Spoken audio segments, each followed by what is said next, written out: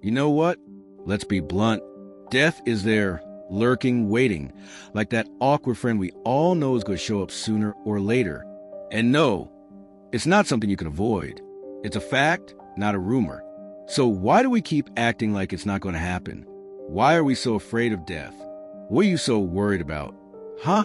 What if I told you that death is not the problem here? The problem is you and your attitude towards it. Because at the end of the day, death is just a change of state, one more step on the path of existence. It doesn't matter what you do, how many bank accounts you have, how many diplomas you hang on the wall, or how many followers you have on Instagram. Death is coming for you too. And the most interesting part is that death doesn't give a damn about your ego, your fears, or your excuses. Death isn't going to ask if you feel ready. It's going to happen. And no, it's not going to coordinate with you to arrive at a more convenient, calmer moment or on a day when you don't have so much work pending. So why do we keep living in fear? If you know death isn't going to ask your permission, why waste your time and energy being afraid of it? What if I told you that, in reality, you should be the one welcoming it instead of fearing it? Sounds weird, right? But it's true. Let's think about this. What would happen if, instead of spending your life worrying about when you're going to die, you actually started living? Stop waiting for that day in fear. If death is inevitable, why not make the most of the time you have while you're still here? We're not here to live a life of fear, waiting for the big exit. We're here to squeeze every second, every moment. So yeah, I'm going to tell you something. Death is not the end of anything. It's just the beginning of something neither you nor I can understand. And maybe that's what scares us so much, what paralyzes us. But who said death is the end of everything? Come on, isn't it a bit narcissistic to think the universe stopped for us? Death is just a transition. But what you do between your first and your last breath, that's the real journey. Why? Because, in reality, what matters most is not the day you reach your end, but how you chose to live up to that point. Are you waiting to have a perfect life before you start living? Are you waiting for everything to be safe, for your plans to be perfect, and for the stars to align? Spoiler alert, that's never going to happen. And when the end comes, what are you going to say? Well, at least I tried. Is that all you'll have to offer the world? Because let me tell you something. If you're waiting for conditions to be ideal before you start living, you're already dead. You're existing, but you're not living. You're stuck in that cycle of fearing what's coming, without enjoying what's already here. Think about this. The ones who really live, who know how to make the most of their time, are not busy crying over what they don't have. They're busy making every moment count. Why? Because death could show up at any moment. And no, I'm not telling you to live like a lunatic without thinking. But don't let fear paralyze you. Instead of waiting for death, make your life so rich, so intense, so full of purpose that death can't even touch it. And when that day comes, you know what? If you're ready, if you've truly lived, it won't matter. Because you'll have realized something. When you reach the end, there won't be regrets. There won't be any, what if I had done this? There will be peace. Because you'll have lived everything you could live. You know what's really funny? That even though we all know death is there, nobody wants to talk about it. We've convinced ourselves it's taboo, something we're better off avoiding. But have you ever asked yourself why? Why do we treat death like the big monster under the bed we must never get close to? What if I told you that by facing that reality instead of running from it, you actually become much freer? Because death, as painful as it is to accept, is the only certainty we have. It's a fact. And I'll repeat it, because sometimes we need to hear more than once. Death is not the enemy. It's not an evil monster waiting to devour you. Death is actually part of the same cycle that keeps us alive. And as long as we keep ignoring that, we'll be living a lie, a fantasy. We'll be condemned to live in fear of something that, deep down, is just the next step in the journey of existence. Imagine that instead of fearing it, you decided to dance with death. Imagine that every time you thought about it, instead of freezing, you thought, there it is, and that's okay. But in the meantime, what am I going to do with this time I have? That's what most people don't understand. Death makes you appreciate life. And when you stop fearing it, you stop wasting your energy on something you can't control. Living in fear of death is like running all the time, looking over your shoulder, waiting for the end to show up. But what if I told you the end doesn't have to be the end? Death is just the close of a cycle.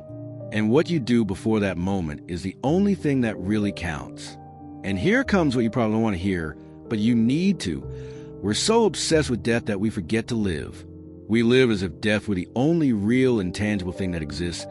And instead of making the most of life, we spend every minute fearing it, postponing it, or even waiting for everything to be perfect before we do something. But you know what? Death is not going to wait for you. It's not going to ask if you've got everything in order yet. It doesn't care about your tomorrows. Let me put it this way. How many times have you been afraid to do something just because you didn't know what would happen? How many times have you frozen at the idea of failing, of dying, of losing? That's death showing up in your mind. Not physical death, but the death of your dreams, your possibilities, your opportunities. The death of your ability to really live. We're so worried about not losing that we're actually losing the only thing that truly matters. Time. If you spend your whole life staring into the abyss of the end, you'll never see what's right here, in front of you, right now. It's a beautiful irony, isn't it? Time slips away while we stare at the future, waiting for something we don't even know when will arrive. And the saddest part is that, in the end, you won't have lived anything. You'll just have existed. Are you going to keep waiting for conditions to be perfect?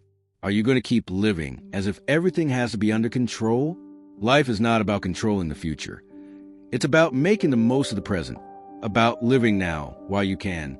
Don't let the obsession with the end make you forget everything you can become along the way. So stop being afraid of death. Live it in every breath, in every action, in every moment you can. And when it comes, if it comes, it won't be the end. It will be the beginning of something no one can understand, but that we all have to go through. Why? Because death is inevitable, but life, that, my friend, depends on you. And if something has a solution, why worry? And if it doesn't, why worry either?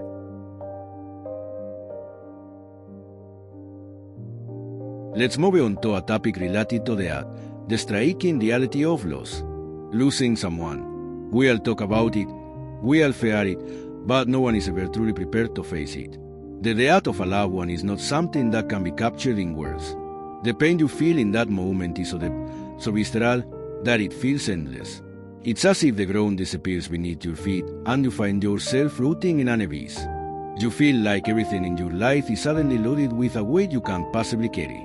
The sadness, the emptiness, the anger, the disbelief. Those emotions take over you with brutal speed. And in the middle of all that, there is a question that keeps drilling into your mind. How do I go without this person? Do you know what's really terrifying about the death of a loved one? It's that the pain don't use come from the empty space they live in, but from being forced to confront what cannot be undone. You can't touch that person anymore. You can't hear their voice anymore. You can't start another conversation. It don't matter how many times you stare at your phone hoping their name will pop up on the screen, or how many times you reply in your mind what you would have done differently. Time don't stop. And you refuse with something brutal. They don't negotiate. It don't adapt to your wishes or your plans. And it's funny how society talks to us about pain. They tell us, you have it all, everything's going to be okay. But the truth is, pain don't come with a magic formula that makes it disappear. No one can tell you how long you're going to be sad. No one can tell you when the right time will be to get over the loss. Society tells you that you have to move on, but deep down you know that's not something you can scale on a calendar.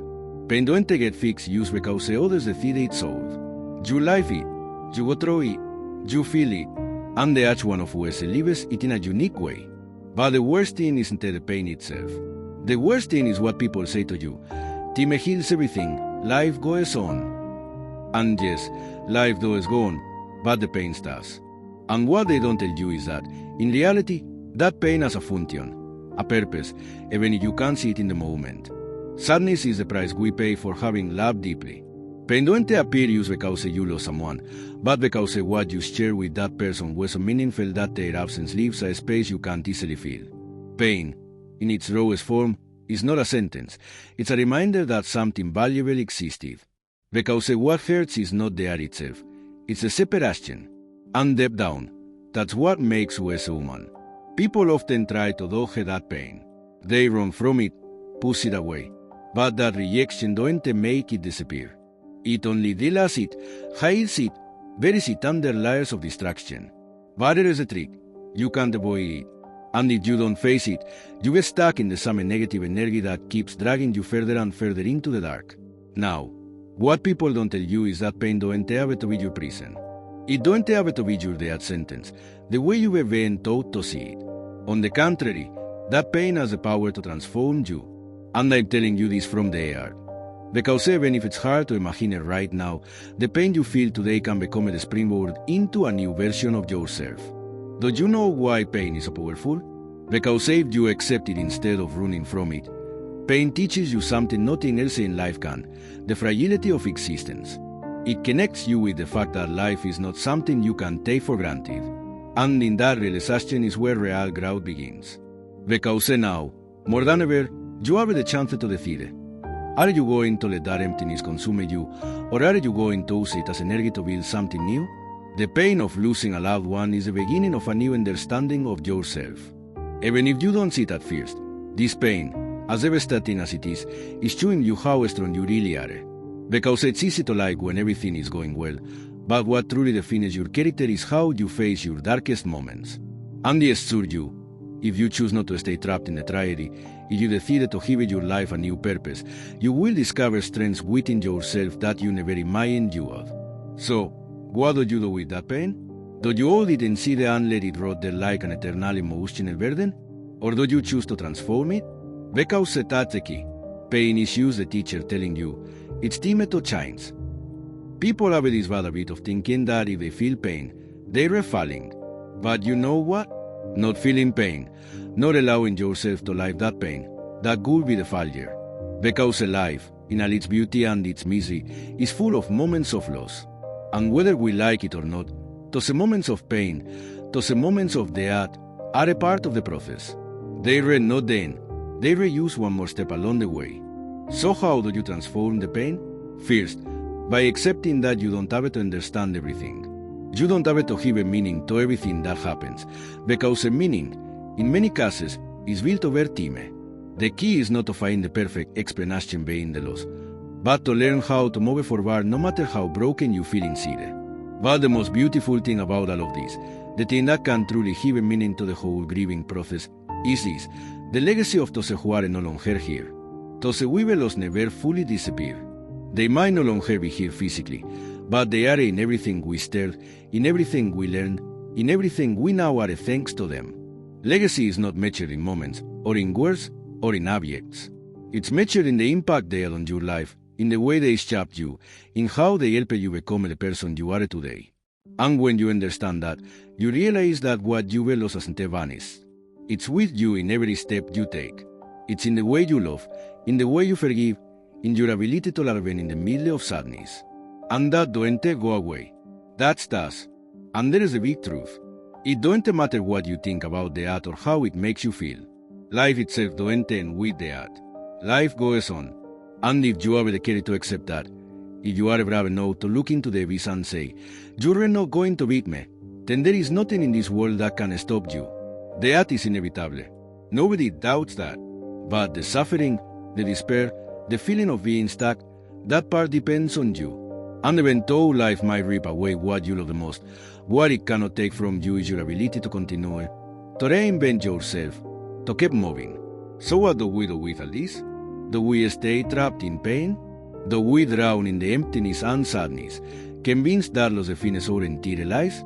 No, pain is only the beginning. Because say you decided to move forward, if you decided that this pain is not going to stop you, you have written a new chapter of your life. And in that chapter, there won't be regrets. There will only be growth, only transformation. So when life tackles something or someone you love, don't you stare at the wound. Get up and use that pain as an impulse to keep going. Because if there is one thing that truly belongs to you in this life, it's your ability to transform suffering into something beautiful. And that's something no one can ever take away from you. With that said, there's a related topic we need to talk about. Loneliness. You know what?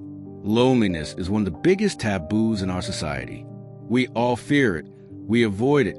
We run from it as if it were some contagious disease. And what really scares me is not that people are afraid of being alone, but what they've done with that fear. Why is it seen as something so negative? Why have we been taught that being alone is the same as being lost, incomplete, or broken?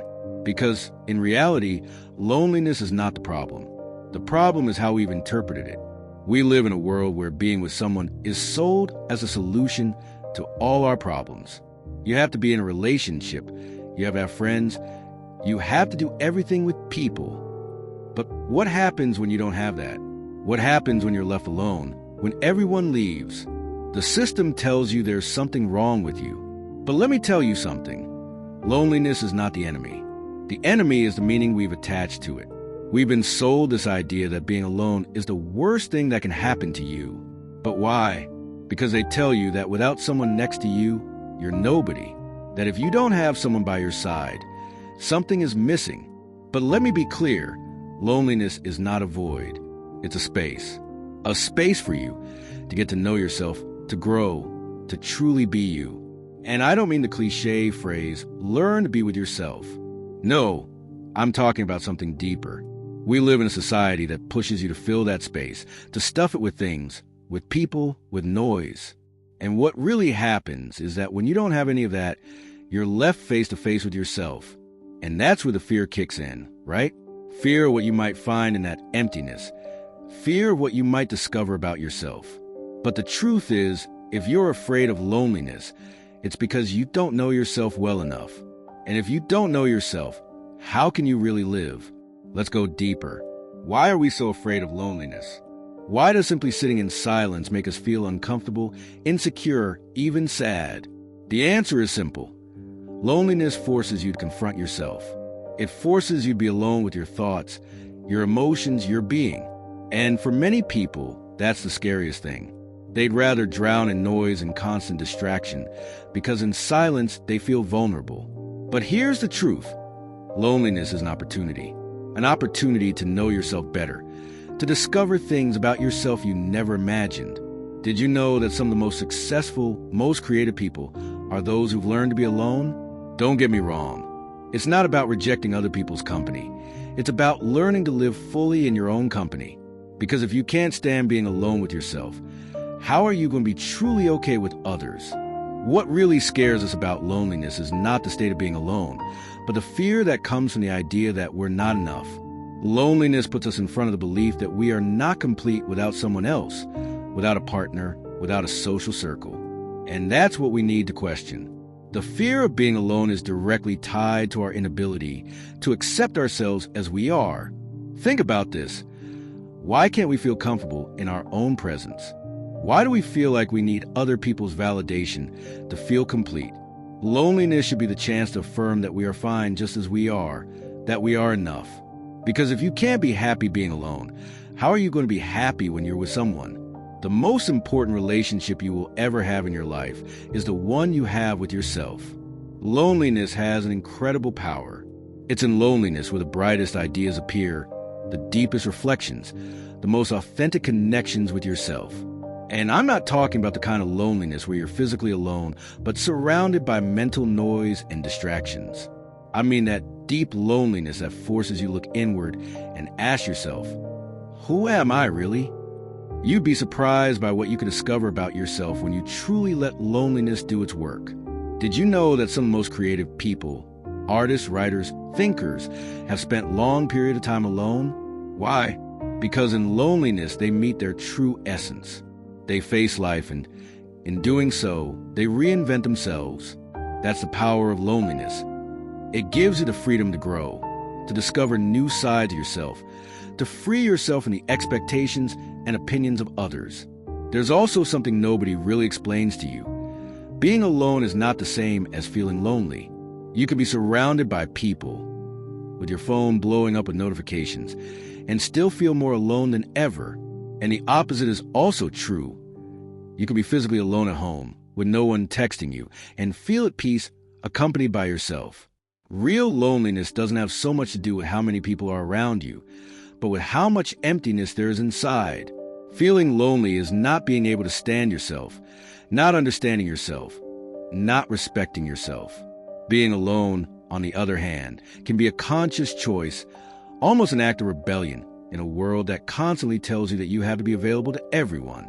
Learning to be alone without feeling lonely is one of the most underrated skills out there. Because when you manage that, you stop begging for attention. You stop accepting emotional crumbs just so you don't end up with no one. You start prefer your own company over any company that drains you. What I want you to take from this is something important. Loneliness is not a sentence. It's an opportunity. Or better yet, a necessity. In a world full of noise, constant distraction, and shallow relationships, loneliness becomes a place where you can finally hear yourself. And no, it's not gonna feel great at first. At first, you're gonna feel uncomfortable, like something's missing. But that discomfort is just the first step towards something bigger. So next time you find yourself alone, instead of running away from that space, from that discomfort, accept it, feel it, look at it as a chance to connect with yourself. And if somehow you catch yourself struggling with the idea of being alone, ask yourself this: why am I so worried about being alone? Why do I feel like something is missing? Because if I'm honest with you, I'll tell you this: what you're missing is not company, it's self-knowledge. And that, my friend, you can only find when you face yourself. No filters, no distractions. In short, loneliness is not your enemy.